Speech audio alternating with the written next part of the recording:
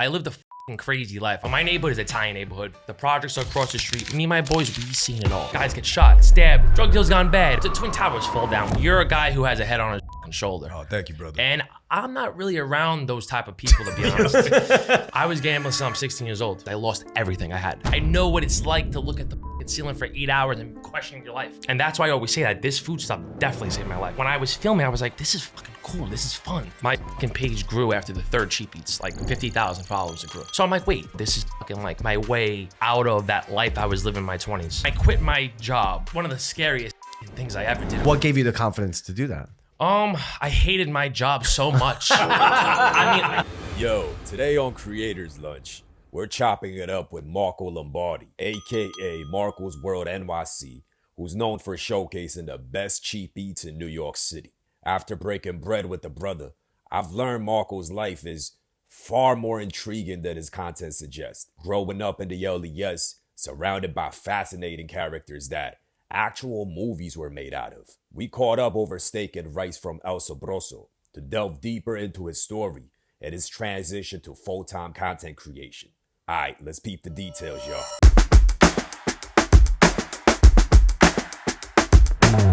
So congratulations on moving into a new situation.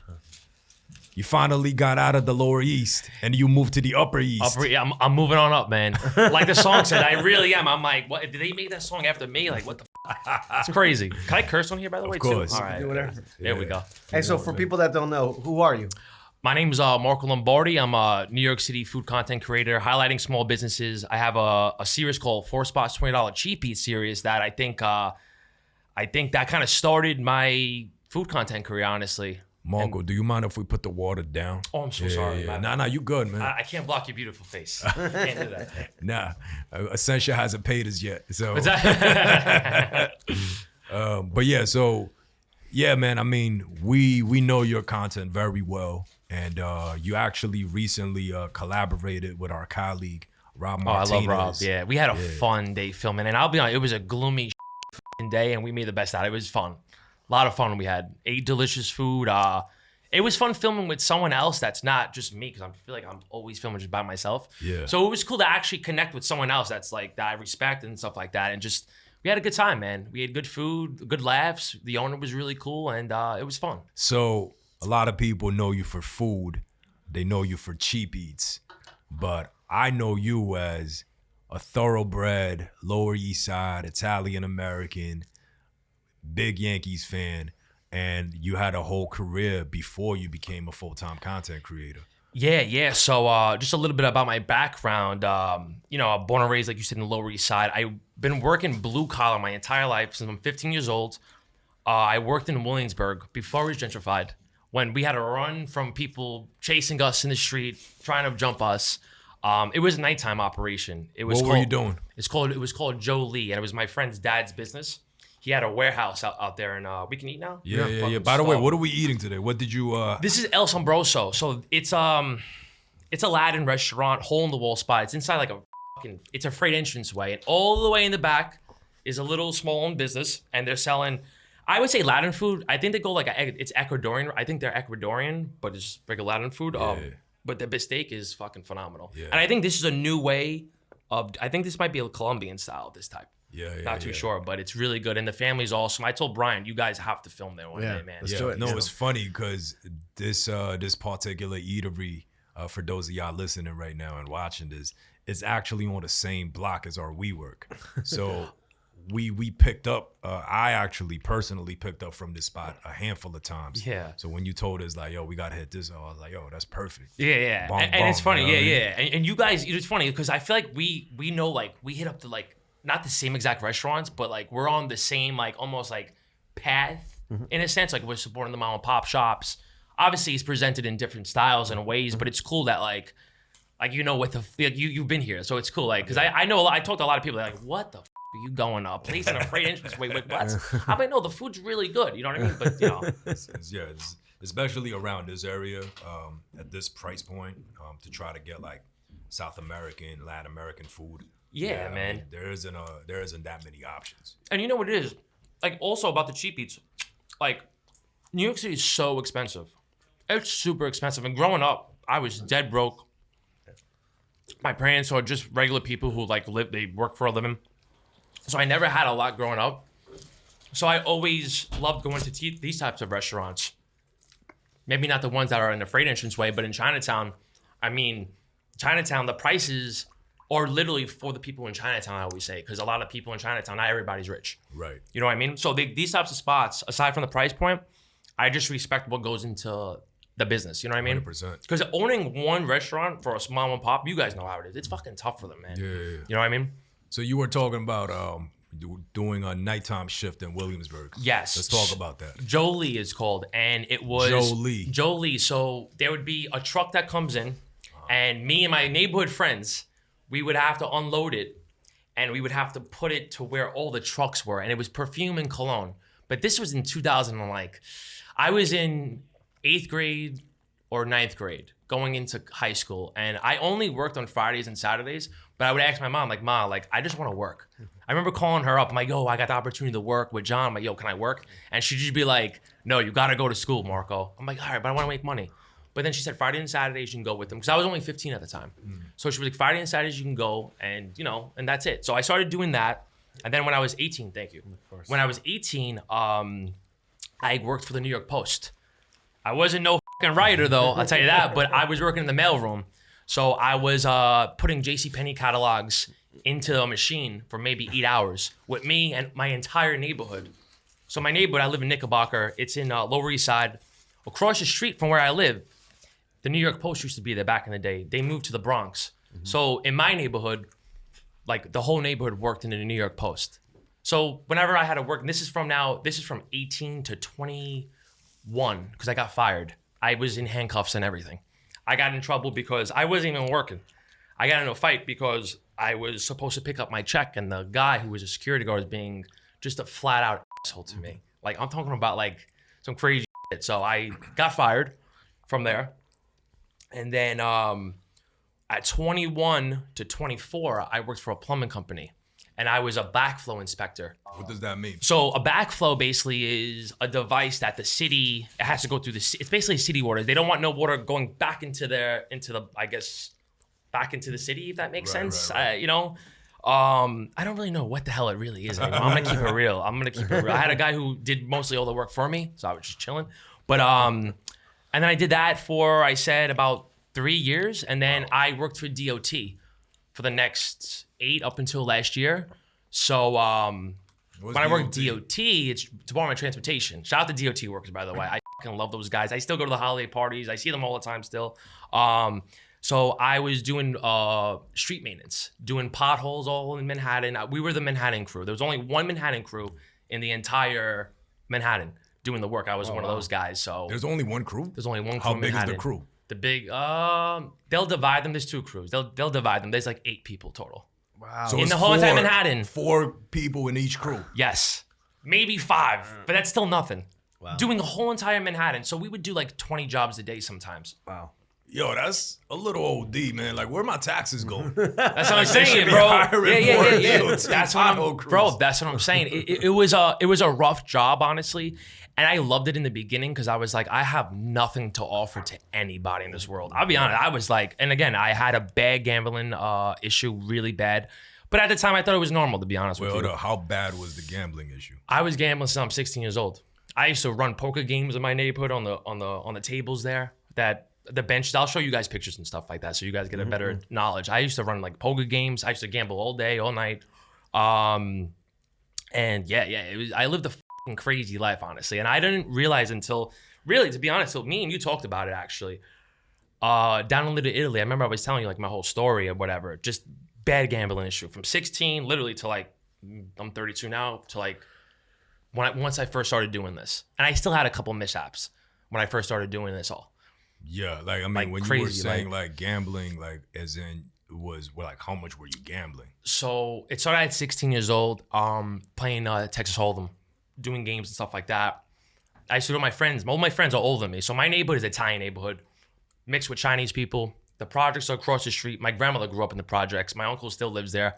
So I was always cool with everybody in the projects because I essentially was see my grandmother every day. What's the name of at the one point. project? Smith Projects. Yeah, Smith. Like True Life's from there. Yep. Lot of good people, to be honest. You know, a lot of good people. I mean, you started off with True Life. I mean, I'm sure he's You a know, good guy, yeah. Like, but- I'm sure you've seen like Beef. You've seen Beef back in the day. Of course, like I know all who True those Life old, is. yeah. Like a lot of the OGs. Like Yeah. I fucking know. Like I used to see them all the time. You know, shake their hands. I used to go to see my grandma, and they knew my grandmother. God rest her soul. They used to call her Nikki Nails. Toughest Italian lady I've ever seen. Nails out to here. Like she'll like claw you if you fuck with her. Like no one fucked with her. When she passed away, I was fucking stunned by all the guys that just came through. I was like, what the like, damn. yeah. She held some weight in the neighborhood. Right. I was like, damn. But yeah, I had the gambling issue from 16, and then I kind of stopped a little bit. I would still go to AC with my boys, and they were all older than me. When I was 19, 20, I would go with them because I kind of looked a little older, honestly. And you were playing poker there? I wasn't playing poker there, but I was by my boys like, yo, here's like $20. Like, yo, like gamble for me. And then when I was 21, that's when I started to go to the casinos. But the worst thing was when I was like really like 23 was when I gambled consistently for about 6 years straight every day. And that was just sports gambling. That was sports betting. That really broke me, to be honest. Like, dude, broke my everything. I lost so much money, dude. Can you tell us how much? Definitely we over. could cut this off. No, dude, 100%. I lost over definitely 100K. More than that though.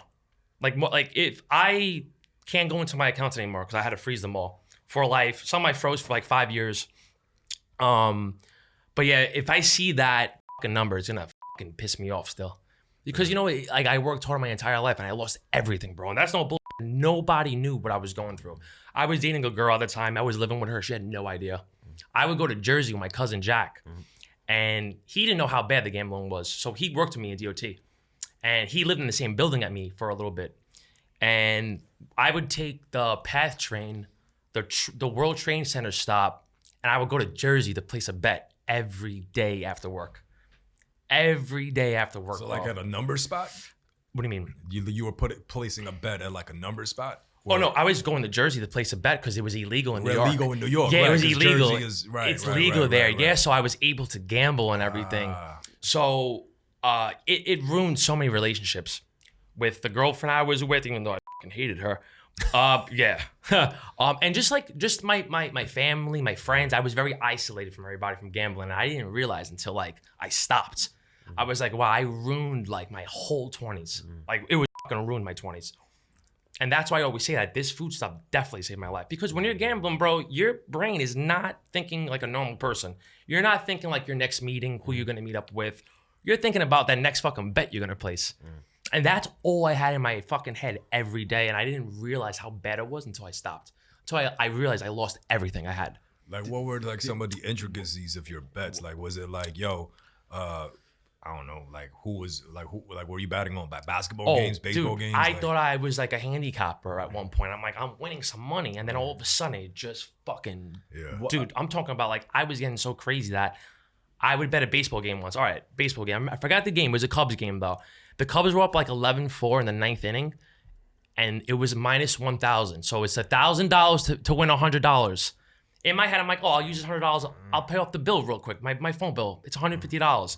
I put 2 racks on it, and they fucking lost in the ninth inning. Like it was like 13-11. They lost. That's when I knew I was like, I am fucking done with this shit. Yeah. You know what I mean? Because I already lost money. Did you go to GA? Did you get counseling? No, I didn't. Okay. So it's funny. Well, it's not funny, but when I was going through a breakup, I had told my ex that like, yo, I'm fucking like I've been gambling this entire time. Like I might as well just tell her that. We're gonna break up anyway. I might as well just tell her that. Yeah. And I told her that, and like honestly, like after that day, I was like, all right, I have to chill because I have no more friends. Because I have friends, but I wasn't talking to them at all. Because when you're gambling, your brain is not, like I said, it's not worried about anybody but your money but your thrill. Because when you're gambling, like I'm a guy who needs a thrill in his life, and the gambling did that for me. So when I don't have a thrill, I tend to wander off. Like I'm wandering off, like. I'll just be in the fucking street wandering. I'm a wanderer sometimes when I'm not focused. You know what I mean? But the gambling made me focused in a sense, but it was a wrong focus. Yeah. You know what I mean? So when I put that down, and the food, thank God for the Funk Bros, because they came into my life at the perfect fucking time. I'll never forget. It was COVID. I had no idea who these guys were. I had no idea about the YouTube space. I had no idea about content. Because where I come from, if you're doing content and you're being vulnerable, it's like, oh, who the fuck is this guy? Yeah. That's how me and my boys always viewed anybody who's doing something like that. That's how we always, who cares? We're street guys. We're chilling. You know what I mean? We have jobs, but we're also street guys. We're hanging out on the block. So we didn't care about that stuff. It's corny. It's corny. Exactly. It was corny at the It's time. so funny because that's how I perceived YouTubers as well. That's what I'm saying. It was corny. I'm like, yo. oh, like this guy's doing, like, come on. But the Fung Bros, I had no idea who they were. And everybody, there was This like is 20. hilarious. That's how I looked at them, yeah. and now that's what we're doing for a living. And that's what we're doing. And honestly, I fucking love it. I love it. I'm like, know. this is awesome. This is the thrill that I wish I had in my 20s. Yeah. Like, this is what I needed. I'm like, I fucking love it. Because you guys know how I am. I'm an energetic person when I love something. Yeah. If I don't have my heart in something, I am just like miserable. I'm like, no. Do you think you only took that chance because you were at rock bottom? To be honest, I was at rock bottom, but I needed to get out somewhere. I needed to like find my passion and I needed to find hobbies and I didn't know what it was. I love playing sports. So that's where I found them. Like, that's my way of not thinking about life sometimes, is when you're playing sports. But when I actually started filming with them, my first video, again, I was horrible on camera. I did not know how to speak in front of a camera. But there was something there that when I was filming, I was like, wait, I haven't thought about one of my problems. And I have a lot of problems. I'm gonna keep it real. But I was like, when I filmed with them, I was like, yo, this is fucking cool. This is fun. Like, I'm not thinking about nothing. I have anxiety. I'm stressed. I wasn't thinking about that. So I'm like, wait, it kind of helped me from stop gambling too. So I'm like, this is, this could be something cool. And I have a deep passion for food. I'm Italian. We all love food. And then I just started doing some videos and producing a couple of videos for them. And just them just hanging out, man. And that's when the breakup happened, was during that time. And I just told them, I was like, listen, guys, I think I'm gonna do my own thing because this is fun. Like, it's getting I actually feel like peaceful in here. I think that was big for me, was because your brain is your biggest enemy sometimes. You know what I mean? But I was just like, yo, this is fucking like my way out of that life I was living in my 20s. You know what I mean? So when I started doing it with the Funk Bros, I told them, listen, and they're the reason why my name is the way it is Marco's World NYC. They were like, yo, like, you should do like a cool name and shit. So I was like, yo, I don't really know. Like, I'm not creative. I'm not a creative guy until I really focused. And I'm like, wait, this is cool, man. And they helped me out with the name Marco's World NYC and everything. And then I told them, listen, I'm gonna do my own thing. And they were like, yo, good luck. If you need anything, you let us know. I was like, yo, that's real talk right there. And it's funny, I started doing the cheap eats. I'm trying to think when I did them. I did them like, I think it was like 5 videos I did showcasing like the neighbor of the East Village, and then I did my cheap eats. But there was a lot of strategic planning for the cheap eats though. Break it down. Yeah, I'm gonna keep it real. There was a huge strategic plan, and I was just like, how can I resonate? Like, why am I doing this, and who the fuck would watch this shit? But I was like, you know what? And I told at first I did like 3 YouTube videos though. Before I even started my TikTok and Instagram. I started on YouTube. By myself, I did 3 videos, and they did fucking really good. And I had another guy edit them for me and film me. And then it happened to be a lot of work, and I didn't have a team at the time at all. Like, it was literally just me. But now I have one other person. That's pretty much it. So then I went to TikTok and Instagram just because I know it's a different type of presentation of what you're doing, I think, rather than YouTube. So then that's when I started the cheap eats. And I just said to myself, like, what resonates with me? What do I like? Because at the end of the day, I think with content creation, again, I'm not a pro at this. I'm still a baby at this. I think it really matters with like what resonates with you, and if you're happy with the content and what makes you happy at the end of the day with it. A little self-indulgent, not gonna lie. But and for me, it was just supporting the mom and pop shops that I grew up eating. So that's why I always stuck to Manhattan, Lower East Side, Chinatown, East Village. And with the 4 spots, $20, I just never seen anybody do that before. Like everybody does cheap eats, especially like after I started doing it. I'm gonna keep it real. Everybody started doing that shit. But I said to myself, like, I kind of want to do it like just being me. So I want to be my loud self in front of the camera. I want to be a little entertaining. I want to make people laugh, as well as just helping out the restaurants. You know what I mean? But the focus was really in the beginning, I just want to make people laugh and go to the restaurants and obviously support them. But I didn't realize the impact I had right away. On TikTok. On TikTok was where my fucking page grew after the 3rd cheap eats, like 50,000 followers it grew. Wow. And then that led to my Instagram I feel like back in the day when I had a viral video on TikTok, it automatically went right into Instagram following. Now I think it's a little different. Not too sure, but I think it might be a little different now. Like the crowd from TikTok going to Instagram. But once that happened, I was like, oh shit, like this is fucking dope. Like people actually going to the restaurant though. That's what I loved about it more in the beginning. I was like, wow. Like I went to Uncle Lou. I don't know if you know Uncle Lou's in Chinatown. So by the way, I love Uncle Lou. He used to work in a Verizon store on Mott Street, on, what the fuck is that? On the Bowery, I think. Wait, no, I'm bugging out. On Canal Street, I think. On Canal Street it was. Canal and like Mulberry, around there. So it's cool, like he's a neighborhood guy and stuff. And I remember I got a soup. I just had a sweet and sour soup. And he told me, I went back the next day, because I didn't realize that people were gonna go there in the beginning. And they fucking sold out of soup. I'm like, it's amazing. So every time I go in there now, he just always gives me a soup. Like, it's just so cool. I'm like, you're the fucking man. Like, this is awesome. You know what I mean? But yeah, I mean, dude, it's just a lot of fun so far. Like the adventure and the thrill, and I'm doing things in like the right way, I feel like, finally. It's my way, but I'm doing it the right way, if that makes sense. Just because of my history with gambling and like losing everything.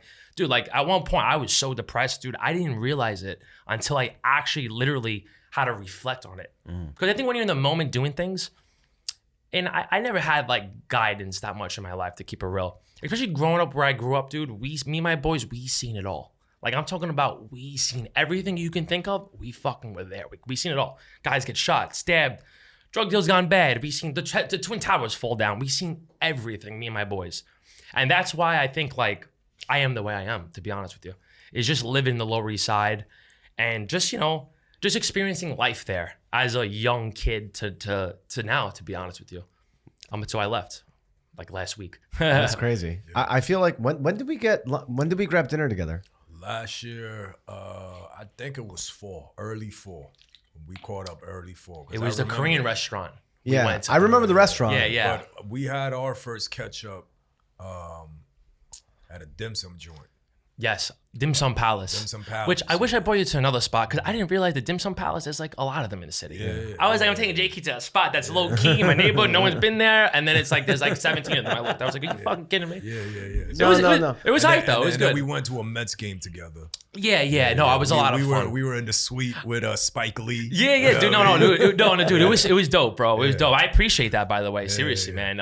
It was cool just meeting you and talking to you, because like, you know, you're a guy who has a head on his fucking shoulder. Oh, thank you, brother. And I'm not really around those type of people, to be honest. Like I am, but those type of people don't give me advice. Like they don't. I'm not saying they don't want to see me win, but they don't give me fucking no advice. Okay. So when I didn't even really know who you, like I know who you were, because I followed you before I even started doing this shit. Right. Because I remember, didn't you like own like alumni of NY or something like that? Yeah. So I love sneakers and stuff like that. So I remember following you beforehand. I remember. Yeah, so it was dope. Even like you responded to me and you were like, yo, let's grab lunch or whatever. I was like, all right, you know, it's fucking awesome. Yeah. You know what I mean? You just moved in with your girl. That was new the last time we saw you, right? Yeah, so when you saw me, I think... and you were still working at DOT. No. You quit by then. I just quit. I just quit. Yeah. I quit last year in October. Yeah. It was. Yeah, in October I quit. One of the scariest fucking things I ever did in my life. Well, yeah, you had like you had a pension, you had all that stuff. Everything. Yeah. Pension. I had a 401k, a 457, which is kind of like the same thing. But I just worked my entire life. So was it the right decision? Yes. Okay. And I'm gonna keep it real. At the time, everybody that I fucking told, I said, this is the greatest decision it's gonna be. In my head, again, I have no plan. Yeah. I'm winging the shit out of this. I'll be honest with you. Still to this day, now so you're still gambling. I'm gambling on myself now. Exactly. No, I'm gambling, but I'm betting on myself. And it's funny. That's a beautiful thing. I'll never forget. My first brand deal was Jeff Staple. My first brand deal. And Jeff had like he put something on his story. And it was basically about betting on myself. And I wrote something to him, and he said to me like, yo, you're the perfect example of this. And when I first saw it, I was like, you know what? I was like, yo, I fucking really am. I was like, I gambled, I bet on myself to make money, but it just didn't work out.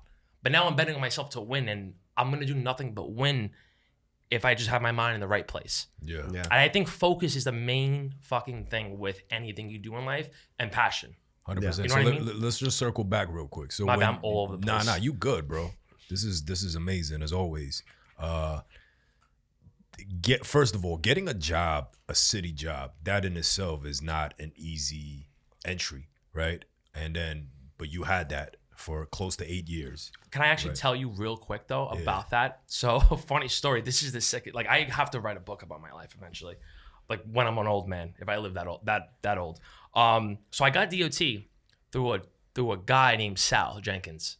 Sal Jenkins is like a staple in Harlem. You go to fucking Harlem, you say Sal, everybody knows him. Everybody, and he worked for DOT for like 40 years. He's an OG. This guy. He used to come in my neighborhood all the time. I'm a street guy. I don't look it. Back in the day, I used to hang out on the street all day. I never was home. I was always at my boy's house, chilling at this person's house, just whatever it was, party, whatever it was. And I was 15 years old. Sal comes in. He goes, take that fucking Boston Celtics jersey off. They're all racist over there. And Sal is a tough motherfucker. He's my uncle. He's family. He's the reason why I worked for DOT. And I said, shut the fuck up. I was like, it's Paul Pierce. Like, shut up. And again, I had no idea who this guy was. I had a louder mouth back then than I do now. Yeah. And he goes, you're fucking funny. He goes, when you're 18, call me up. I'm going to get you a job for DOT. I said, no, you're not. I'll never work there in my life. And I'm 15. I didn't care who you were. Like literally, he could have just done whatever you want. He whatever. So he laughed and he said, all right. 18, 19 years old. I call him, hey, I need a job. He goes, go get your CDL license and I'll get you a job in DOT. Yeah. Commercial driver's license. Yeah, CDL, Class B. Me and one of my best friends, we took classes in the Bronx, which they have amazing food over there by the Bronx. Castle Avenue it was, and I got my CDL and I started working for DOT. Yeah. So you went through all of that. You basically got kissed in, you know what I mean, old school style by, an OG. OG Sal. I mean, all this shit is just like a Scorsese film, you know what I mean? It's like, sick, yeah. And there's no bullshit. So I say that to say, you were en route to basically eventually getting a pension, and who knows, after you receive a pension, you probably start a pizzeria, a laundromat, or whatever. Like that could have been your road. That could have been your roadmap. When you decided, like, yo, I'm gonna say no to all of this, so I could basically highlight, eateries in New York and make a living creating videos on the internet. How did your immediate family, friends react to this? Oh my God. So it's fun. All right. So in a nutshell, I'm going to get to it. In a nutshell, I had one of my boys who I haven't seen in a long time. I hang out with all older people. So I was always acting mature from a young age because all my boys are now like 45, 50, some of them. So some of them had 20 years on me. So one of my boys recently was like, yo, Marco, and this was 2 or 3 days ago. He goes, yo, I'm really sorry for giving you shit when you first quit. Cause I thought it was a wrong move for you. Mm-hmm. So everybody's gonna always tell you what you have to do, but you have to believe in yourself. Fuck what everybody else thinks. If you don't believe in yourself, then you're done. You'll never make it, I think, in life, ever. So I think you have to just believe in yourself. I think that's a main thing. But everybody gave me a lot of shit. My mom and dad actually like kind of old school, but not. Like I call them like hipsters, like fucking with them. But they were like, listen, like whatever you want to do in life, we have your back. But my grandmother, who's alive now, she didn't get it. Your now grandmother from your mom's side? That's from my mom's side. Got you. Yeah, she didn't get it at first. She was like, oh, all right, that's pretty cool. I don't get it, but now she gets it. Now she sees it and stuff like that. But I got a lot of shit from my boys, from people in the neighborhood. Was it I want to ask you some practical questions. Like, was it a follower count that you got to that gave you the confidence? Was it a number in like how much you made as a brand deal? Like, what was the catalyst for you taking that bet on yourself? I feel like when I quit my job, I still didn't think it was the right time though to quit. But what gave you the confidence to do that? I hated my job so much. I mean, I did not want to shovel asphalt. I mean, listen, bro, I was in like knee deep in asphalt sometimes. Yeah. And in my head, I'm like, I'm not better than them, than these people. Better than who? Than the your people, coworkers. than like my coworkers, but I'm not happy here. They're so happy about shoveling asphalt and this. And now I'm just like, and I'm doing all the work while they're watching me. Yeah. So I'm like, this sucks. Like, there's got to be something else that I love in life. Like, they have more seniority over you. Yeah. Well, not only that, they're passionate about it. They're passionate about it. And I think for me, like, if I'm not passionate about it, my heart's not in it, I don't want to do it. I don't care who's involved in it, or I don't care. Like, I need to be passionate about something. But like, have you had it? Did you have a brand deal before that? Did you get a taste of what that life could look like? Yes, Okay. I did. And I still don't get it. I'm very grateful and blessed to get the brand deals that I'm getting because I'm only doing this for so little time and I'm just getting a lot of brand deals, to be honest. I'm not taking every one, but I'm getting the ones that resonate with me, even if it's a fast food chain like Popeyes I worked with. But guess what? I fucking love Popeyes. There's a Popeyes in Chinatown and we went there since kids. On Canal Street. On Canal. Over there, by Forsyth. Like That's a classic Popeyes. that's one of the best Popeyes in the fucking nation, okay? Yeah. But like this is the thing, like, and that's the thing with like brand deals too. Like I always choose the ones that I eat as a kid, even if it's a fast food joint. Like I turn down Burger King, McDonald's because like I don't really fuck with Burger King. McDonald's not really, but a spot like Popeyes, I'm gonna do like a brand deal like that because that's me. Yeah. You know what I mean? 100%. You'll catch me. You'll catch if you're downtown. You'll catch me in there once out of like every 2 weeks. Yeah. Grabbing a piece of chicken on the load, eating by myself. Yeah. That's what I do. You know what I mean? How many followers did you have when you quit? So I quit last year. I had about, I don't remember to be honest, but I had maybe about 112K, maybe 150K on TikTok. And it's actually crazy. When I quit, I didn't have a plan. I only said to myself, I'm only gonna make videos like I've been doing because it's just something that I just love to do. I'm not gonna change anything, but I'm doing. And I think that helped, to be honest, because and I'm a big person manifesting things in life. People may laugh at me about it. I fucking am putting shit in my head. I'm saying out loud, like I'll never gamble again. I haven't. And I remember telling myself, like, I'm gonna do this and I'm gonna take this somewhere where like it's gonna be fucking sick. And like right after like I quit, like I got hit up by 2 news channels. And again, it's not making money or anything, but I think it just was the right path for me to quit when I did it. Because once I quit, that's when everything opened up for me. Yeah. Maybe I put more focus in it, or maybe I think that's just how the world is granting me. Like, listen, like you're doing your thing. You fucking had a rough when you were younger. You're doing your thing still. Here you go. But just put the work in and make sure you're passionate about It's this. a combination of all of that, man. It's all of that, So The universe reacts. Exactly. It reacts, and I'm a big believer in that, especially now. As a kid, when I was 15, remember I said it's corny doing this shit. I'm like, it's different, man. It's different now. Yeah, and I think that resonates in your content, right? I think your passion certainly comes out, your energy comes out. I think the appreciation, I think whenever, like the last time we met for dinner, and that was the first time we met, it was so great meeting you because I'm like, oh, dude, this guy gets it. Like he's grateful. There's a level of gratitude, and he's real as fuck. And like I think the world wants you to win. Not only do we want you to win because you're a good person, but the world wants you to win. Yeah, and it's and again, it's just me being myself. I think a lot of people doing this stuff like I'll say like in the foodie world, I feel like I'm bringing something a little different to the game, if that makes sense. So speaking of that difference, and I think we talked about this in private when we were hanging out. I mean, just everything, the context of you being a former DOT worker, somebody who's really from New York, really from the LES, really of an Italian-American New York background, generationally.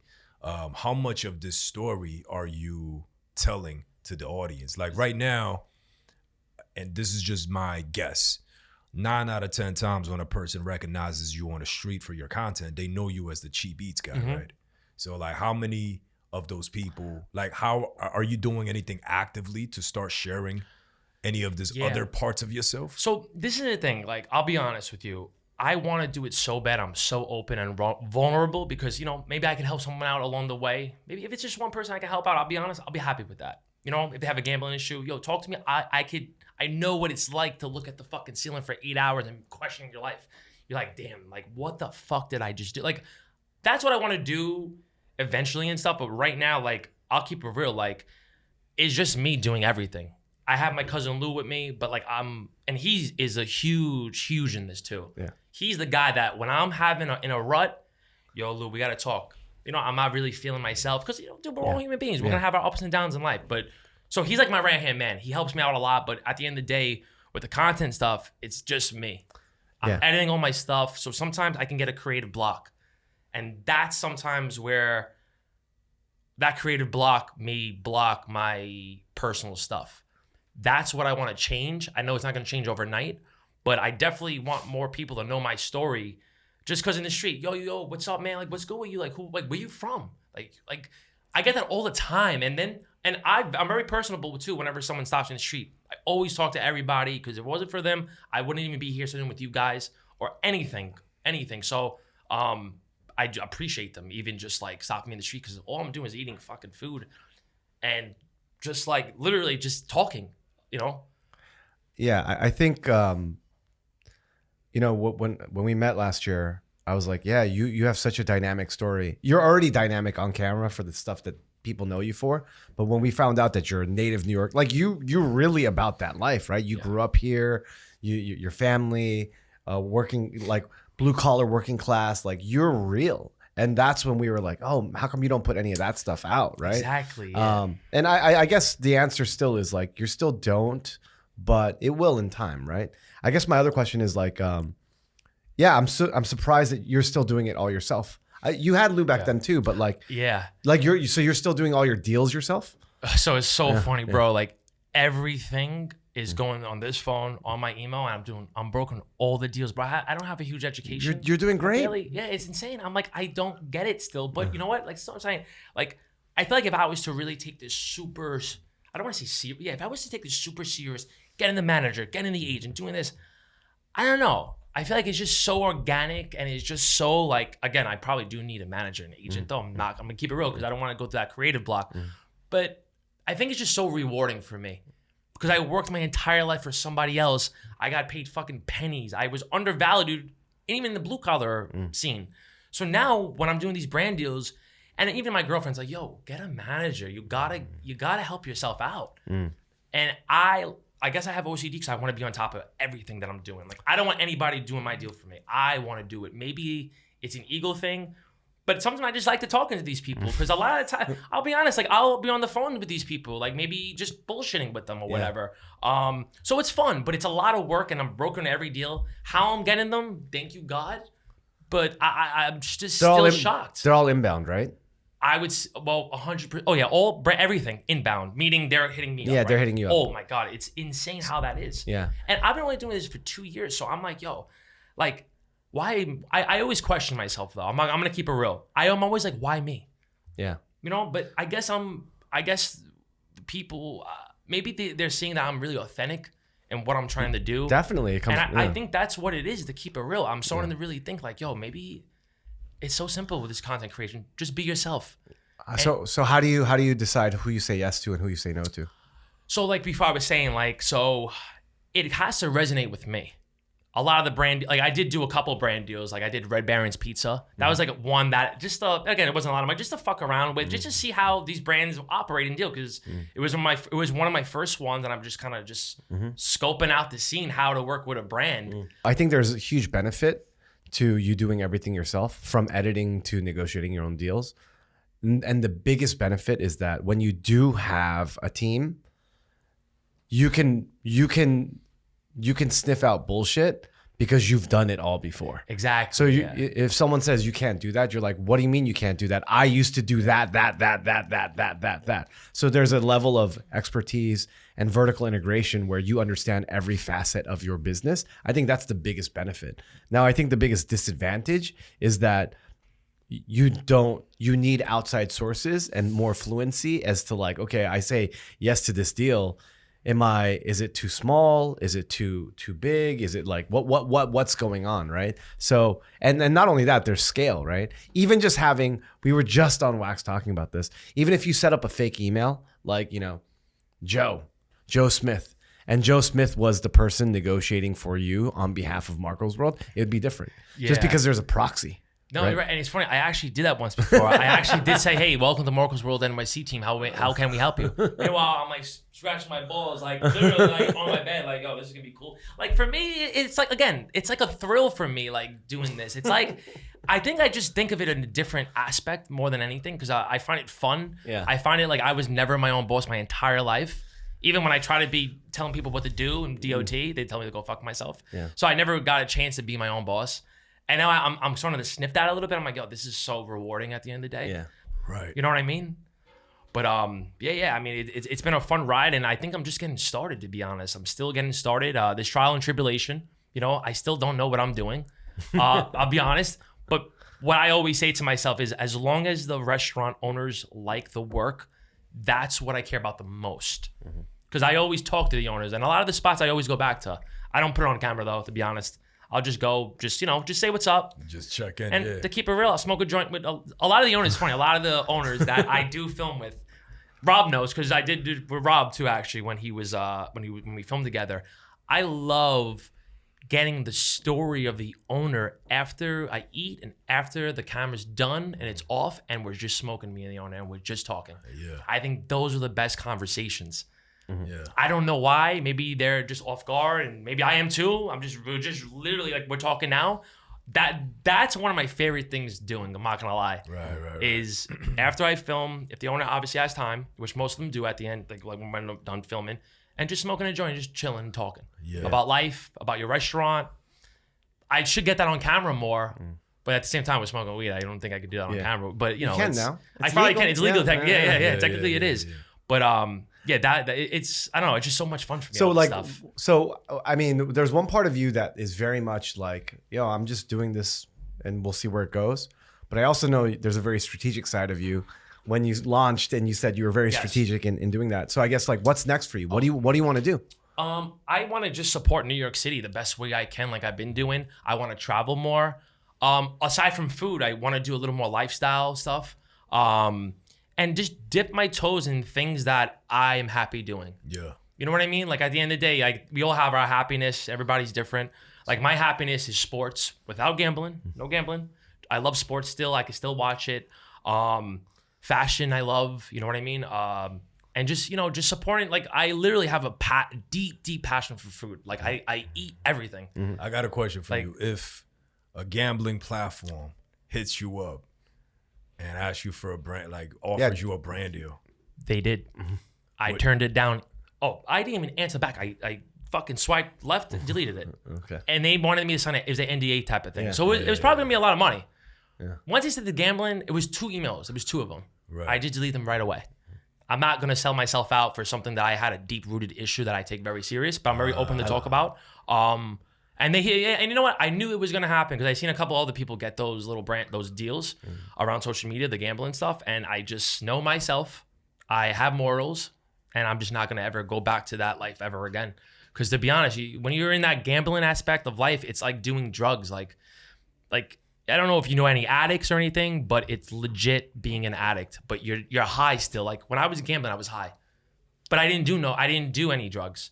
But your brain chemicals are just working differently, like you're high, because you're chasing that high. Yeah. Everybody who does a drug, who are addicts, you do it once, we want to chase that high. The same way in gambling, you want to chase that money you lost, and then you just start fucking thinking foggy and stuff like that. Yeah, you know. And that's a great question because we're in the golden era of that right now, especially here in New York. Yeah, you know, it's completely legal.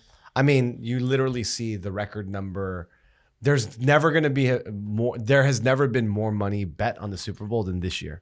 And it's because it's legal in every. I mean, you can literally, before you would at least have to go to Jersey to fire up your phone. Now you can literally do it from New York, right? DraftKings. You know listen, what I mean? yeah, I mean, listen, if you could do it in a way where you won't lose your whole entire savings that you saved up for since you're 15. Yeah. Right. Then it's fine. But I'll be honest, I know the type of person I am. I know what I can do and what I cannot do. You know, so that's one of those things, I'm sure there's like, one of my best friends told me this, and it still resonates with me to this day. He goes, dude, money comes and money goes. Who cares?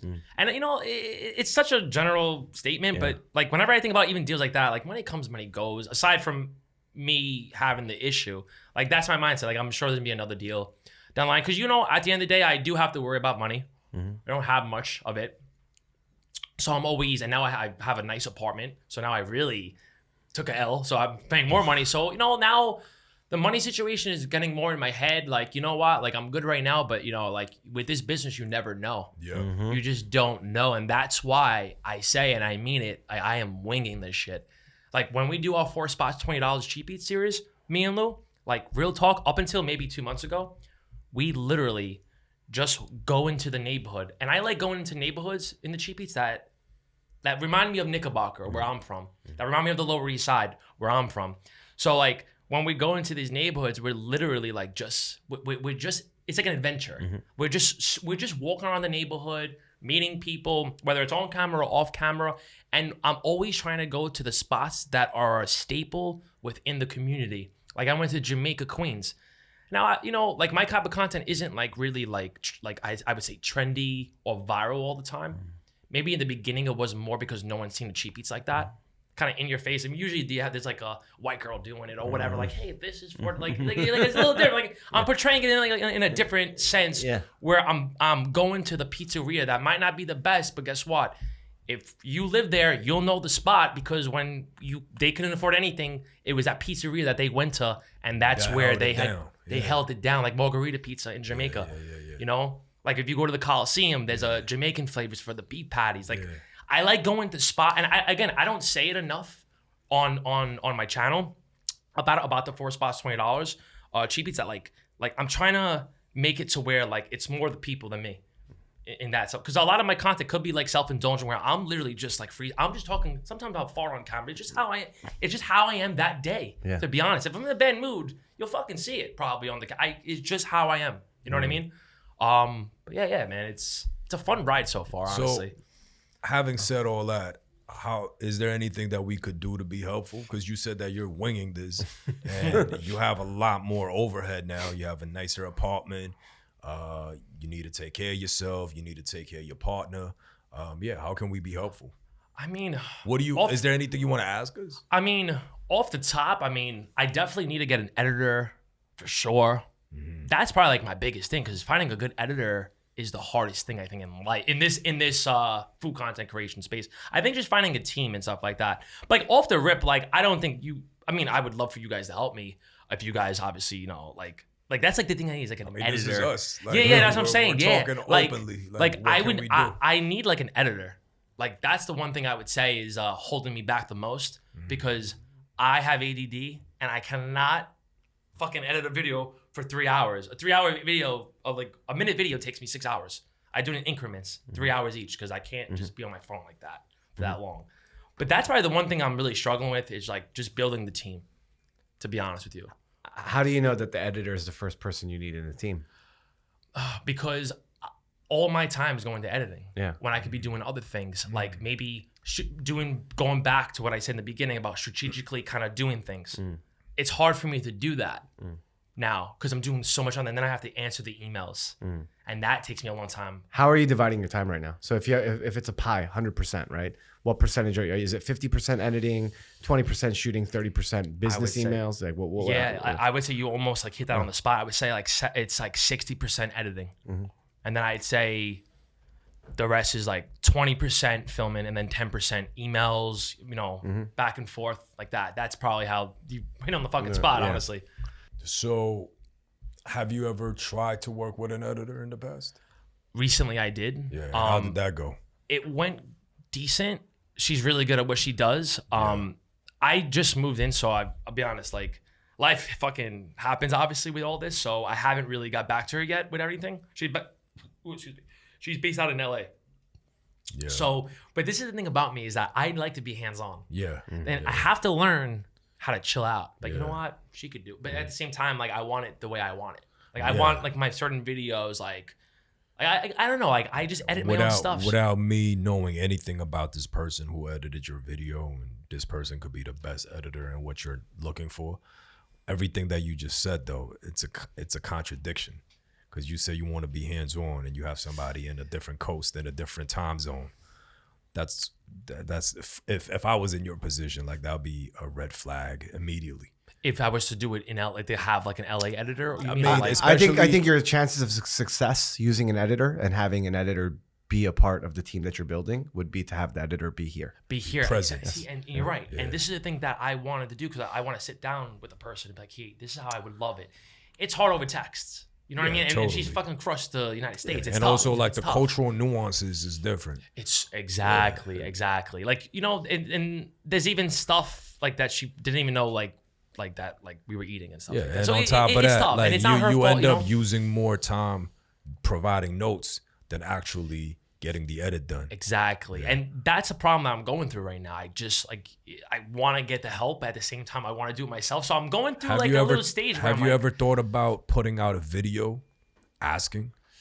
So I should do that. I Yeah. did it through stories. Yeah. And I did get some good feedback though. I Yeah. did get some good feedback, but sometimes I just know myself and I gotta, maybe it's an ego thing. I don't know. Yeah. But I feel like I have to edit those videos. It's like weird. I don't know. It's very strange. Like I have to just honestly just drop it and just have someone help. I was like that too.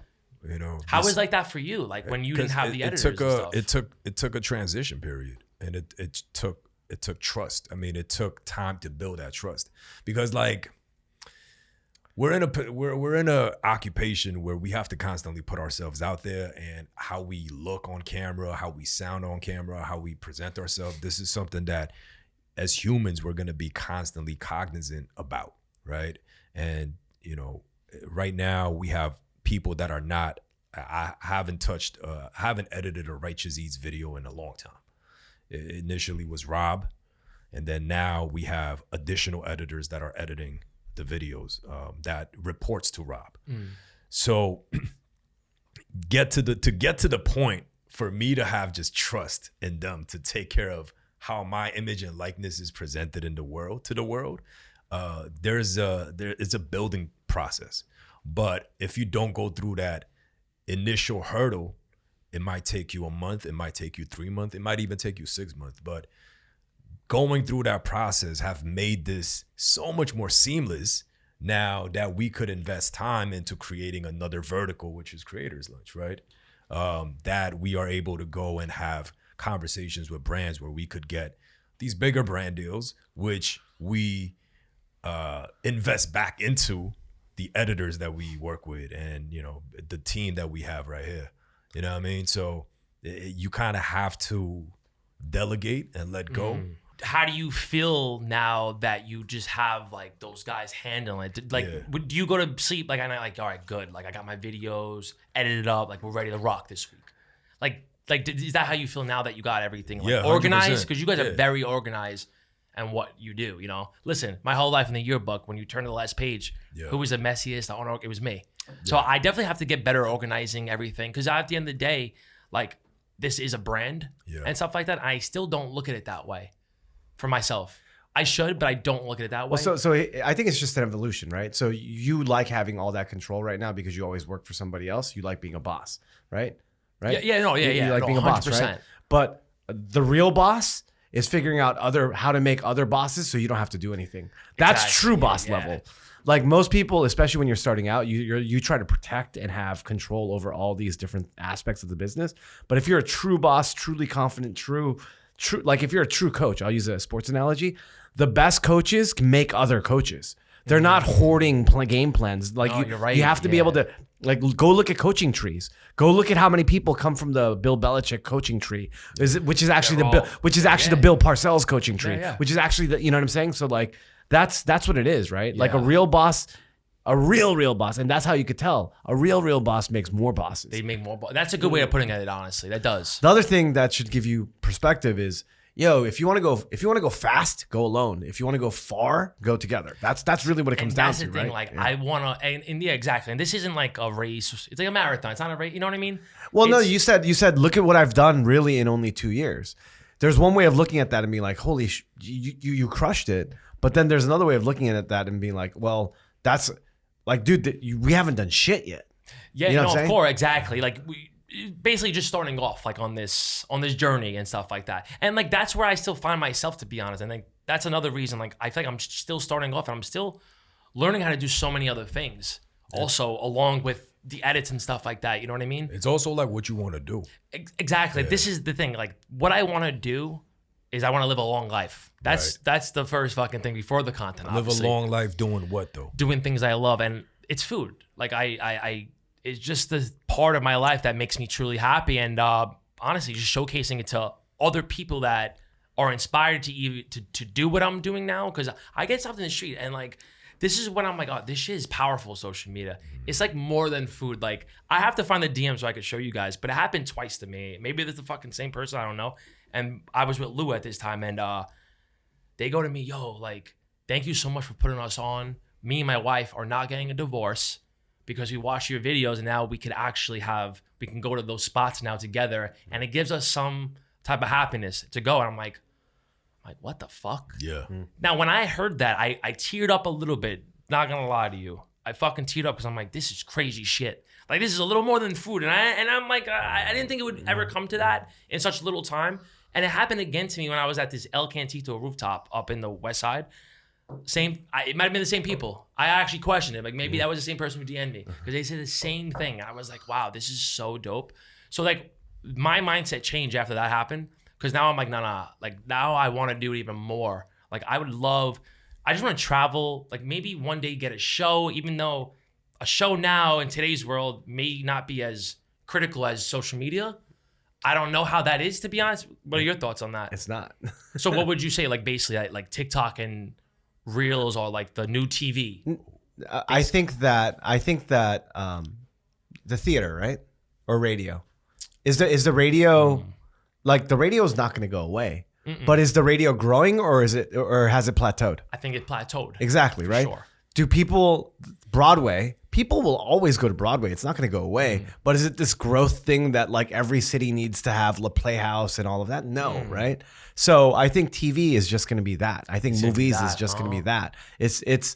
What I mean by that also is that the type of people that go to Broadway are going to be different than the type of people that are going to watch you on Instagram. Are going to be different than the people that are going to watch you on TikTok. Of course, no, you're right. So you're right. When we look at TV as like, oh, this is a completely new distribution channel for us that gets us in front of a whole nother audience. Just completely different, right? Yeah. Versus what it used to mean was, yo, I get a TV show, I get put on, or I get a TV show, I'm gonna cake up. Like, but both of those things aren't as true as they used to be. And you're right. I think with social media now, I always say to my cousin Lou, I'm like, yo, Netflix is like took over like Hollywood, it feels like. Totally. It's like there's no good movies out anymore in theaters. Everything's going to Netflix. And I'll keep it real. Like, these new movies that come out, I don't really like. And like, how often do you scroll through Netflix for hours without clicking on anything? All right, I'm happy I'm not the only one because I do that every single that's day. everybody that's doing that. Yeah. So what does that mean? What does that mean is that, yo, even our consumption of what we consider the new TV, which is Netflix, that's not even true anymore. Yeah. Maybe TikTok's a new TV. It's been the new TV. It's been the new TV. Yeah. YouTube has been the new TV from Netflix. Netflix has been the new TV. Like, so it's all, and it's just going to get shorter and shorter and shorter. Oh, I agree. And also, when I mean like TV and a show for me, I more mean this like I want to be able to talk. I know I could do it on my Instagram and TikTok, but I want it to be like a 20-minute thing where I'm going around the 4 spots. I'm showcasing the neighborhood. I could showcase the owners on a much, not calmer scale, because I'm never calm, but on a much more I get your on a point. chill like mode where like I'm just literally walking in the street like there's having like a more, team though. That's, you know, so there's like, like more nuance and there's more context instead of you just need to surmise everything within 59 seconds. I get what you're saying. Exactly, Jen. yeah. Do you write? So it's actually funny, actually. So I want to write more. I think that's something that I lack a little bit due to not really having the greatest education, honestly. So I always try my best, but I'm like, yo, like I want to, like I actually took some pictures of it before about like just writing classes and stuff like that. Yeah. Do you do stand up? I don't do stand up, but I got asked so many times, and I'll be honest, like I want to. I just know in today's world, I know there's a lot of things you can't say even in the stand-up world, and I could be obnoxious as hell, but in a funny way. Nothing like derogatory, like no like slangs, nothing like that. But I could be obnoxious, but I'm always pulling. I'm pulling back a little bit. I don't know why in the stand-up world, but I just know how comedy is, and I'd rather just be now just in just in the audience rather than actually doing the stand-up. Yeah. The through line for me, and then the reason why I ask is whether it's the person that the OG that put you on to DOT or the Funk Bros, they always come to you and say, "Hey, you're funny." Exactly. Right? Hey, you're funny. Hey, you know, you're hooping with them. They're like, "Hey, you're funny. Why don't you come and be in a video? Hey, you're funny. Give me a call when you turn 18." And like us, I mean, you know, your energy with us, we're like, "Yeah, you're funny." Like, you know. Yeah, no, of course. And that's the thing. Like, I always wanted to do the stand-up, but I'm like, you know what? If I can entertain people in a different way, I'd rather do it that way. Because the stand-up world, it's one of those things. Like, it's like, I'll do it, but like, I don't think I have like, I'm not helping anybody out. I like helping people out sometimes. Yeah. Like, I think as I'm getting older. Like, what's the fucking point of life? Like, honestly, what are we all doing here? What if like, you help somebody recontextualize something that's tough, but you help make it funny. I mean, that's what stand-up comedy. Yeah, that's true. And by the way, not saying I think writing is just an art form in itself. Stand-up comedy just not. But I mean, especially today, there are stand-up comedians that don't ever even do stand-up until they're playing to the people and the community that just need a place for them to see him in real life. And that happens because they're doing like daily clips on like their take on the news, or they're reacting to a clip, and they're amassing all these huge communities. And then like when they go to a stadium, they're just doing the shit that they do on TikTok in the stadium. It's the truth. So everything's being rewritten right now. No, for sure. But underlying all of it is like, you're funny. No, yeah, I appreciate. I appreciate that. I mean, yeah, you know, I think it just, you know, just comes from just being my authentic self. You know what I mean? Like, you know, I'm not trying to put a, you know, I guess like I'm not trying to like be a facade in front of the camera or anything like that. You know, it's more just. Have any TV producers reach out to you? Like one from like First We Feast. I did a little thing with him. He has a cool Jackson. He has a really cool thing called Rec Team NYC. But he just, you know, just asks you a question like, what's your favorite thing in Chinatown? Like, what's your favorite cheap beats and stuff like that. Right. He reached out to me, but nothing like a part of like a show or nothing like that. Okay. So I'm not getting really hit up with that. And honestly, like, have you been getting hit up with agencies that wants to work with you or managers? Yeah, I get them. It seems like it's a couple of bullshit ones. And I just delete them. Yeah. I'll keep it real. I always look, man. I'm just, you know, I'm kind of like, it's a little weird, man. Like again, like this goes before, like I gotta stop being hands-on as much as I am because I know it's gonna slow me down. Right. But again, I want to reiterate. I think what you're doing is absolutely crucial. Yeah. Because when you do eventually turn over that business to other people, you have to have the skills where you know whether or not they're bullshitting you. That's exactly. And I'll be honest, like, yo, like I got trust issues. I'm gonna keep it real. I got fucking trust issues. I got cheated on by woman. I got trust issues. You know what I mean? Yeah. So like, you're right. Like once I feel that there's a little bullshit, and that's when I cut it off with the person. Totally. Like, yo, you're like, I'm gonna fucking slap you, or like some other. I'll get on some street shit. You're being funny, right? Like fuck that. Yeah, like, exactly. I'm not gonna be taken advantage of again, you know. So like, fuck that. But I have to, like, it's crucial. I got. But here's the thing. That's what's gonna keep you in the streets. No, you're right. No, you're right about like that. You have to. Like I think that's the limitation, right? The perfect example I always talk about is my aunt. My aunt literally owned a liquor store. You guys call them bodegas out here. My aunt owned a liquor store. She worked that liquor store for 30 years. She did fine, right? But the thing is, like, she couldn't even trust someone to pay them an hourly wage to like run it so that she could get the second store, the third store, or even take a vacation for that matter, right? So she did fine relative to what was going on, but how much better could she have done if she literally just trusted somebody? Exactly. No, and maybe that's like an old school way of thinking about it too. 100%. But also, you know what I think about that, Brian? Because I come from an old school fucking neighborhood, bro. Like that's maybe why I am the fucking way I am sometimes. Totally. Like, you know, it's sick. My aunt didn't graduate from high school. You know what I'm saying? And she fought for everything she ever got in life. Yeah.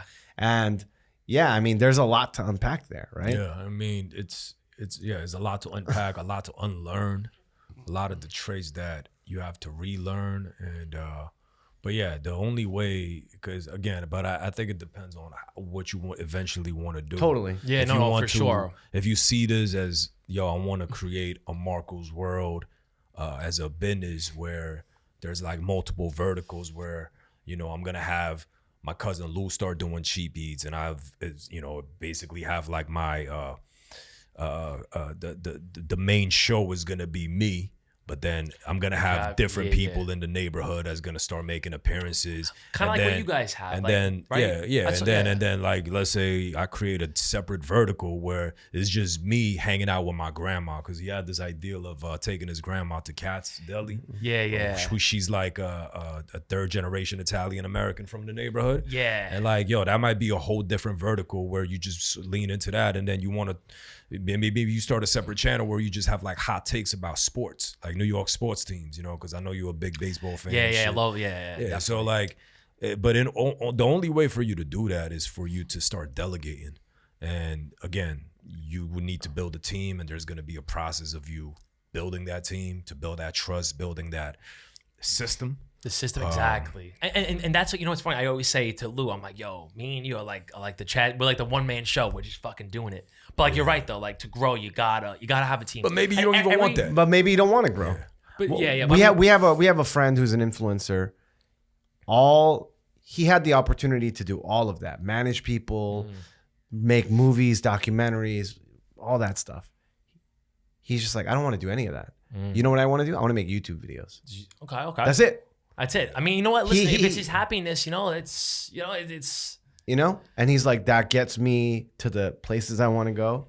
It lets me live the lifestyle that I want to live, and that's it. Yeah. And then there's other people. They might have crazy success, and they still want to do something else and something more because that's what it is. So everyone's appetite is different. Oh no, of course, yeah. And I think everybody's mission and goal in all this, everybody has their own lane. That's the most creative thing ever about this social media thing is that we're all doing the same thing, but we're all in our different lane. You know what I mean? And that's a cool thing I think about all of this, which is really, which is honestly fascinating. But so aside from needing help to secure an editor, I think the suggestion that I would make is I think you should make a video about it and put out like a PSA, a public service announcement, asking like, yo, I'm looking for editors, anybody that would want to work with me, and then you basically vet through them, and then now instead of just having one, maybe you might find 3. No, that would be honestly, I think it would be crucial to grow with that. You know what I mean? Because again, like like I told you, like it's getting a little like I'm not gonna say it's like stopping me completely from doing what I'm doing, but I could see the little creative blocks I'm having here and there when I'm editing a video, but then I really got to be outside shooting. That's what I mean. So, it's like, I'm like, fuck. And then sometimes I keep it real too. I get fucking aggravated. Yeah, just think about let's say if you have one editor that you trust and that person's sole job is spending 100% of that person's time on editing your videos. So instead of you spending 60% of your time editing, now maybe you spend 30% providing notes to that person, and then the remaining 50% gets to have you go out to shoot more content. That would be fucking fantastic, honestly. Right. I would be a happier person if right. But again, I have to be the one as a boss to do that. I have to do that. I have to create the system. Yeah. No, of course. And I'm still like a student of the game in this. I'm always like loving the constructive criticism because I think that's what you need to grow in life, in content creation, in anything really, That was going to be my suggestion. So I think from a very practical, tactical level, you need an editor to free up time. Great. Just put it out there into the universe that you need that. You'd be very surprised. You have a large platform now. I think the other thing you should find out is, I think you should find a mentor. I think, and a mentor. That's a good idea. Yeah, to be honest. I think you should find a mentor. And even that, I have some advice there. Like the mentor should have a unique skill set to exactly what you want to be doing.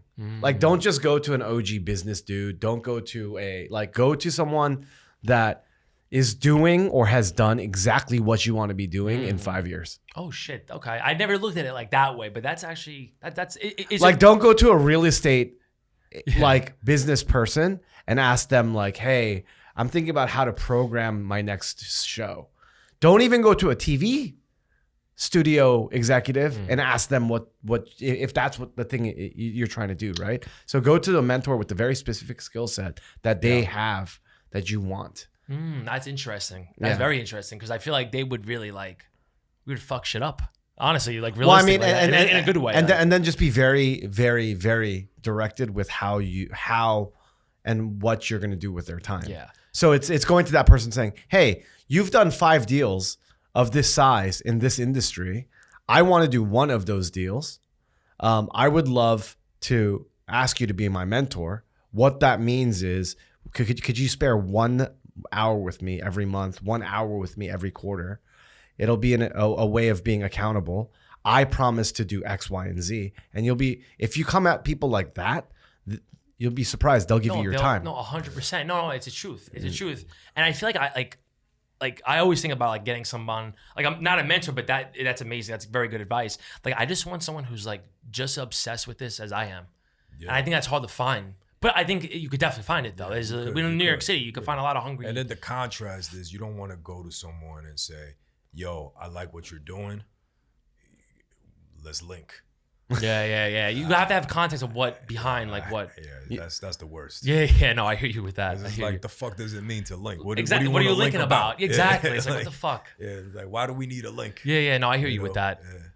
Well, it's hard to help anyone that doesn't know what the ask is. That's the thing that has to be an act. No, of course. I mean, like, also, like, how do you guys, like, do you guys have had or any mentors maybe in the past, like something you just brought up, like one maybe of my mentors. Oh, okay, Yeah, awesome. but Well, he's a then- good mentor. I could tell, Brian. Yeah, he's one of my mentors, and I have a couple OGs that's looked out for me in different points of my life in different industries that I wanted to get into. So when I wanted to get into the magazine industry, my big bro Donnie, like, basically just like show me the ropes.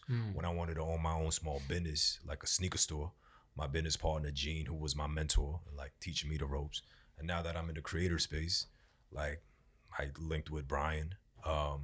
So yeah, like, that's why I'm always super grateful, because whenever I needed like somebody that could provide guidance, the universe just like presented these people in front of me, you know what I mean?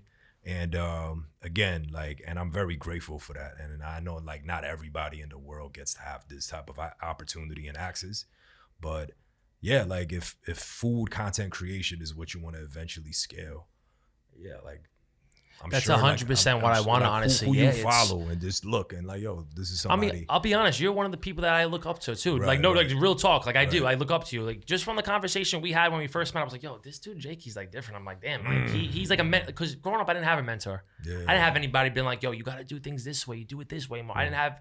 No one kind of guided me, you know what I mean, my whole life. So now, like you said, get like a mentor, like in terms of like, just guiding me through it. I think that's the biggest thing. I think, without realizing, is maybe what I really need till you brought it up, is some type of guidance through this, because I don't know anything about content creation up until 2 years ago. Like, and I still don't know half the shit. Like, I don't know how to blur a fucking thing, I'll curse word out when I'm cursing on there, so I just leave it. Really, I would love to blur it out, but I don't know how to. Yeah. I'll mess around, but it's just like little like guidance like that, like just like it's just stuff like that. But that's why it's and I can tell you're very grateful that you have a mentor and everything, and then that's really important, especially we're still very young doing this, so it's good to have your head on straight and the right track, like that, because I know I definitely need a mentor, because sometimes I'll wander off this way when I'm supposed to be going straight. Yeah, I mean, It's look, a real thing, the thing about cursing, right? As small as that is, so if you're cursing, you're going to be less viable for brands to be able to pay you, and then you might even get shadow banned. 100%. You might get like these are little things. You're like, oh, I just left the fucking.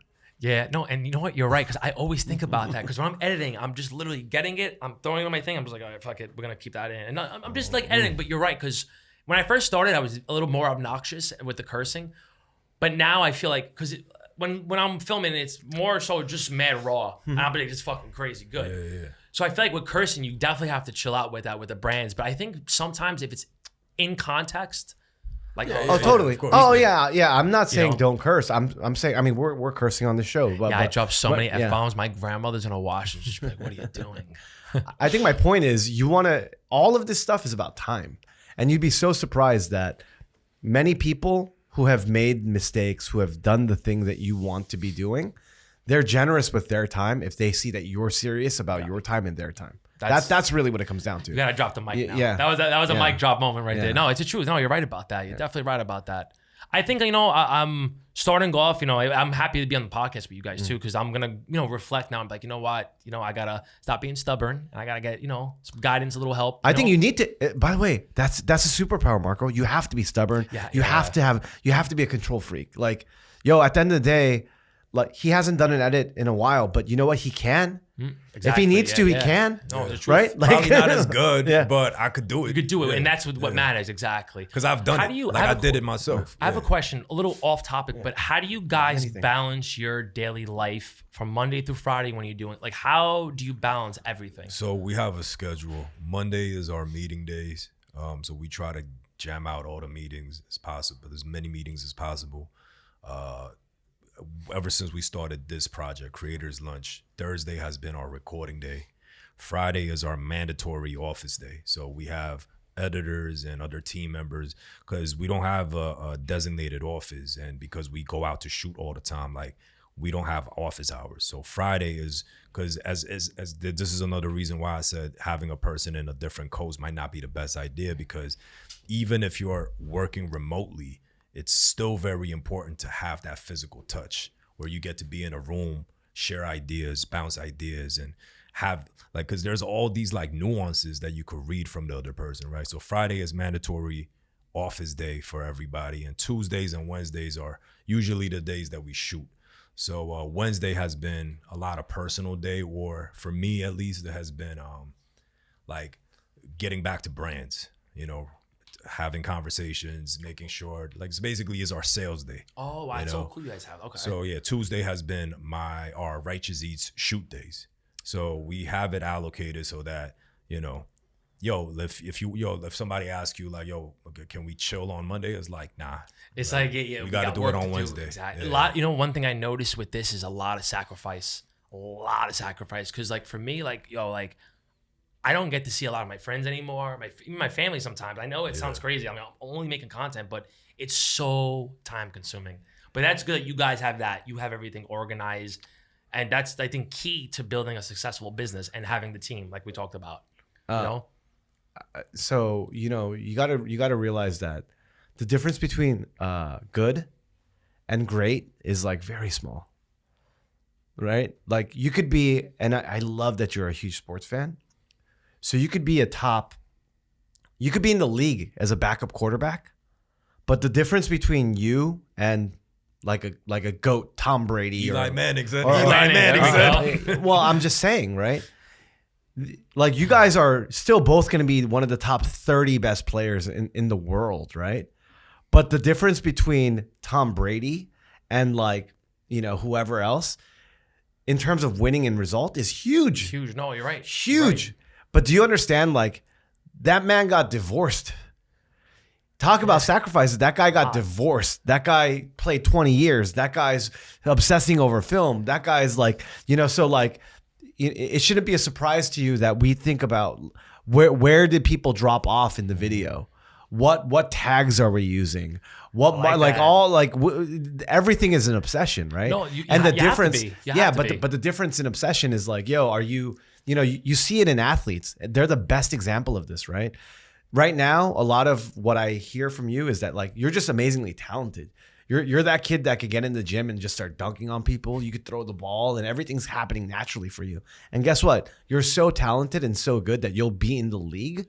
But if you're trying to be like all-time GOAT, and by the way, you might not want that. Some people might not want that. Of course. But if you want that, not only do you have the natural skills, you have to be more obsessed and more maniacal than everybody else in every aspect. Sometimes they can come off as cocky and ignorant to certain small-minded people. Look at Kobe.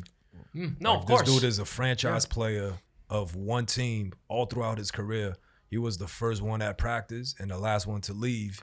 And so that's why he could yell at his teammates. It's true, though, essentially 100%. I mean, you know, and that's why he was able to get 5 rings, even though like even though physically he might not have been as gifted as some of the other players. Like for instance, like T-Mac, right? Just from like they came from the same era, right? Yeah. So it was like T-Mac, Vince Carter, like again, amazing players. You know what I mean? Like, but are they Kobe amazing? Like when it goes down to the history? And you could look at it through like the discipline that Kobe had compared to everybody else. He was disciplined. AI. He was very AI. Yeah. You know, AI was on record saying we talk about practice. Practice, like come on. Now. Kobe was the opposite of that. He was the opposite. He was going to practice. He was living. He had a mattress in the fucking gym. I'm sure, man. Exactly. But I think when you want something in life, I think you're gonna just do it and just get the fucking job done. You know what I mean? I feel like if you have something that you really want to achieve and stuff like that. But I'm saying there's levels though. There's so many levels. Yeah. I feel like for me, to be honest with you, like I feel like I'm in like the fucking G League, D League. What do they call it now? Yeah. I think I'm still like a baby in this. And I love that I am, because I love taking advice from like people that you know, like you guys and stuff like that. So I'm always like a student of the game, and I always, like Kobe was, I'm always gonna be like that no matter what. Like I'm always gonna listen to people, because dude, like I said, I'm winging this. So any constructive criticism or even shitty criticism that I'm getting, because some people fucking shit on. Yeah, they give me some shitty criticism. So the point that he mentioned about mentors, right? So Kobe was like, "Yo, I want to be the best so much that I'm gonna go to MJ and ask like, yo, who's your trainer? So he went and got the same trainer. Yeah, Tim Grover. You know what I mean? Yeah, Like, no, he did not. it's like, I yo, think being curious is huge too. If Kobe wasn't curious, he wouldn't have been the greatest. nah, Well, you know, 100%. But the thing is, there's even more stories about him in particular. And I'm from LA, so I'm obviously biased. Oh but, shit, are you But really? yeah, but there's things where he's like, he wants to learn about leadership. So he'll literally like read a leadership book from like Jim Collins or something, and because he's Kobe, he'll be like, "Hey, can I get time with you?" I love that. That's Because fucking awesome. that guy, and he's asking him to be a mentor, and he's being very respectful of his time and being like, "Yo, can I just get an hour to talk about this with 100%. you?" Right? Yeah. That's the will is just to fucking win. That's though, what I'm right? saying. That's like- At every level, love that. at every Yeah, level, yeah. right? And I think that, yeah, so many. The reason why I want to drill it in is like people think that it's so easy doing this thing. I think it's hard to do this at any level, but to do this at the most elite level, dude, it's a completely different beast. trial and error. Yeah. I'm sure a lot of failing and stuff like that. Yeah. I'm sure Yeah. that goes into it. You know, I just like for me right now, I'm just so fucking happy finally Yeah. in my life. Like it's so cool, and I me. I don't ask anybody for fucking anything, dude. Yeah. I'm one of those guys. If you're a good chill, we'll hang out. That's all. Because at the end of the day, I'm always questioning like life. I'll be honest. I always question life. Like it's fucking crazy. Because I'm like, because there's times where I'm just like, why the fuck are we, like, what are we doing here? Yeah. Like I always say that to myself every day. I'm like, what are we doing? Like, what's the fuck's the point of this? And that's how I want to ask you guys. Like, what legacy do you want to leave when you guys like when nothing lasts forever? Like I don't want to get all sentimental on this and shit. But like, that's what I ask myself too. Is that what's my legacy I want to leave when I'm gone one day? Like what am I gonna bring to the table? If I don't leave no legacy after when I'm gone, then what the fuck's the point of me doing all this? Yeah. So, as much know? as people say that, we're living in an horrendous time with so much atrocity, so much death, so much pain, global warming or climate change, or depending on who you ask, gun violence and all this thing. If you look at it holistically, it's still the best time to be a human being, right? Absolutely. I mean, obviously, this is coming from the privilege of a New York living American. So having said that, I think it's really important to think about progress. And if we could leave the world and make it a little better than how it was when we first got here, I think that's the grand vision of what I want to leave behind. So that means that, if food insecurity in New York is 1.2 million people that are hungry right now. It's that much in New York? If we could turn that down to maybe 500,000 by the time we leave, that's progress right there. That's more than Bong, half a bong, million you know what I fucking mean? people. Yeah, no, Yeah. that's respect right there. Fuck. So like things like that. Like of course I want to have specific metrics. Like, if we could change policies so that, there's more aid that could go into certain parts of the world that's not getting the right aid that they should be getting. Even if it's like to like these foreign countries, and giving them even- supplies, and whatever stuff. it may be. So it's just like, how can we change the overall place that we live in, and how can we make it better? And I know it sounds like some real like we are the world. No, like, but I respect it. Listen, Mother Teresa type yeah. shit. But like, You're trying to spread positivity through your content, through your brand. Yeah. And I respect that. I like. There always has to be a why on why you're doing this. I feel like with anything you're doing, like not just content. Yeah, there's always totally. something behind everything else that you're doing it. all right, man, that's it. That was it for like 5 minutes. Yeah. That was it. Yeah. We're at that. Shit. What was that? 2 hours? An hour and a half? Yeah. God, you must be sick of hearing headphones. Thank you for. Yeah. Yo, thank you so much. No, bro. dude, thank you for having me. Real talk, man.